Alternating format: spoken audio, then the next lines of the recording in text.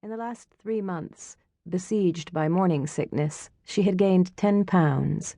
Though the baby itself was smaller than her thumb, she had to eat all the time, dry, salty food to keep the nausea under control. She wandered to the corner, seeking shade. The neighborhood was exactly right. She loved the way the streets curved. She loved the cul-de-sacs and the big trees. The gardens all flashed with pink and white as the last dogwood flowers withered in June's green heat. She loved the big lawns prettified with gazebos, fountains, swings, wishing wells. A flock of little boys on skateboards flurried through the next intersection. Their voices hung in the air behind them like a flight of bells. She could live here forever, in the right house. Forester Lane curved counterclockwise, an arc of lawns and trees. She poured the pistachio shells back into the bag and walked along the sidewalk. It was broken in places, shattered from below by the heaving roots of oaks and maples. She liked that. It showed that the people who lived here valued trees more than concrete. Here was shade, under the biggest maple she had ever seen, effortlessly shielding 2 houses at once. She looked up suddenly, her eye drawn to some motion not quite seen, and there was the house. She looked at it and her heart turned, like a key in a lock.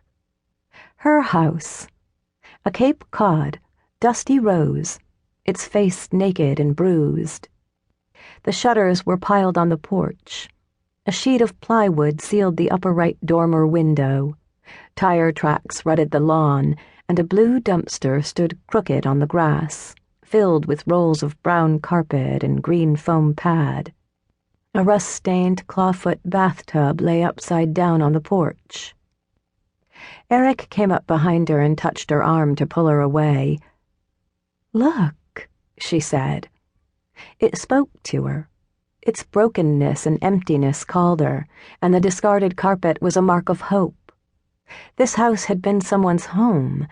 It had suffered and been damaged, and it was ready to be a home again.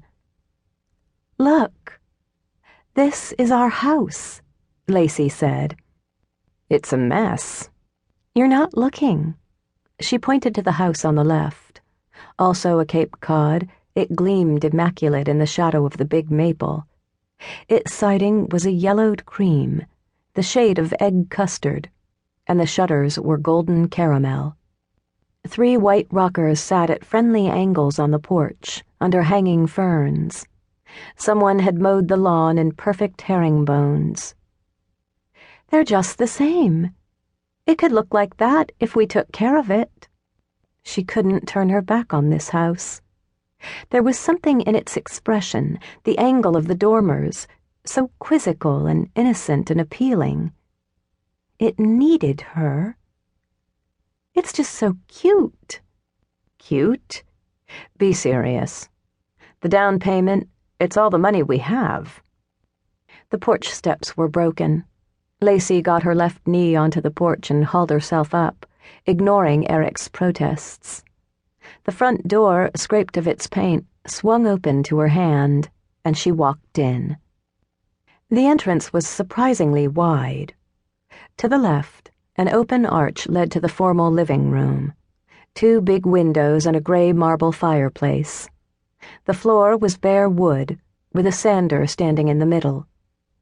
Lacey was glad the carpets were gone. They must have been horrible. To the right, another open arch and a smaller room, with the same big windows. A roll of carpet stood in one corner, its underside stained in broad circles of brown and black. Straight ahead was the bright heart of the house, a staircase beautiful even under its mud-colored Berber.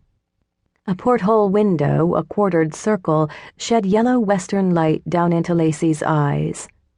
The last 6 steps broadened and curved out and back, with the lowest step describing a complete circle around the banister post. Lacey could see her someday children there. They would sit on that round step in the sunshine. She saw a boy folding paper airplanes, which he meant to throw from a bedroom window. She saw